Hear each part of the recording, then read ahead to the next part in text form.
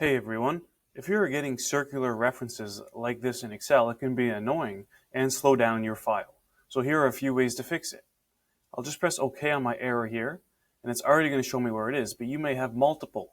If you have multiple circular references that you need to find, you can easily just go up to Formulas here, and then to Error Checking, and then under Error Checking, just go to Circular References, and it will tell you what cell it is in. So for me, it is C4, and I could just delete that if I wanted to.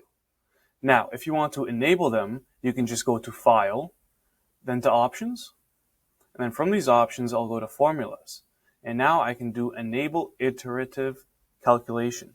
This will allow me to have circular references, and then my maximum iterations is how many iterations that my circular reference will go through.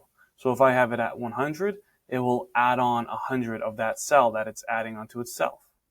So if you click OK on that too, you'll stop getting the error as well, and it will add it 100 times on top of what you're doing.